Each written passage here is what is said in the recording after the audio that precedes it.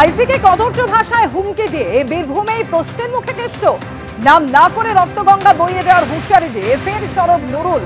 Bengali ম্যাট্রিমনিতে পাওয়া যায় সব থেকে বেশি চয়েস। বেঙ্গলি ম্যাট্রিমনি অনেক সম্পর্ক তৈরি করেছে।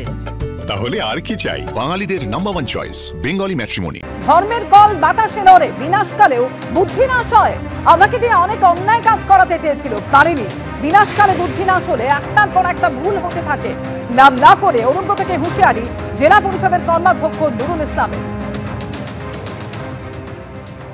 উদ্দেশ্যটা তো বোলপুর যেভাবে আমাকে মাথা নিচু করতে বলেছিল তাদের কাছে আমি তা হইনি। বোলপুর যে অন্যায় কাজটা আমাকে দিয়ে করাতে চেয়েছিল আমি সেটা করিনি, সেজন্যই তো এই ব্যাপার। কিন্তু মনে রাখবেন, ধর্মের কল বাতাসে নড়ে, আবার বিনাশকালেও বুদ্ধি নাশ হয়।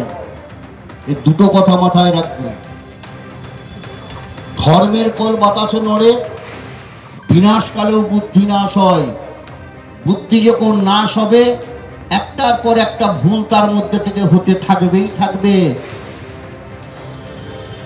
এটাই হতে চলেছে। সেজন্য এভাবে সংগঠন নষ্ট করা যাবে না। কোনো গালমন্দ করা লোককে পদে বসাননি মমতা অভিষেক। একজন শিক্ষিত মানুষকে চেয়ারম্যান করা হয়েছে, ভুল করেছেন। নাম না করে অনুব্রত মণ্ডলকে তীব্র আক্রমণে বীরভূমেরই তৃণমূল নেতা। তিনি ডক্টরেট উপাধি পেয়েছেন, ডক্টর আশিস বন্দ্যোপাধ্যায়। সেই মানুষটাকে দলের চেয়ারম্যান করে তার লিডারশিপে একটা কোর কমিটি 9 জনের করা হয়েছে। মমতা বন্দ্যোপাধ্যায়, অভিষেক বন্দ্যোপাধ্যায় ভুল করেছেন? ভুল করেছেন। কোনো গালমন্দ করা লোককে কিন্তু উনি বসাননি। খুব ইম্পার্সিয়াল জাজমেন্ট।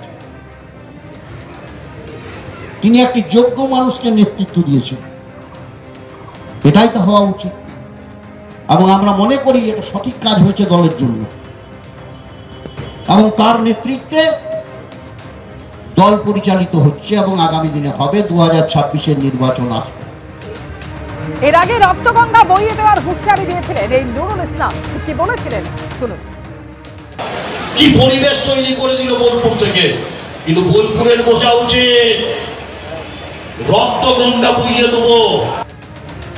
আর নুরুল ইসলামের এই মন্তব্য নিয়ে কি বলেছিলেন অনুব্রত মণ্ডল, এবারে শোনাবেন। পাগলের মতন কি বলছে তার জবাব তো আমাকে দিতে বাধ্য নয়। যে যা মন ওরা বলতে পারে, কে কি বলছে তার কথা জবাব দিতে আমার না। আমার তো সেই যুব কংগ্রেস আমার যখন মমতা ব্যানার্জি পদ্মুট যখন যুব কংগ্রেসের প্রেসিডেন্ট ছিল কংগ্রেস আমলে, তখন আমি জেনারেল সেক্রেটারি ছিলাম অলওয়েজ বেঙ্গল। তার রাজনীতিটা তখন থেকে পড়ছি। কার কত দৌড়, কার কত ক্ষমতা আমার সব জানা। যা হোগা দেখ লেগা।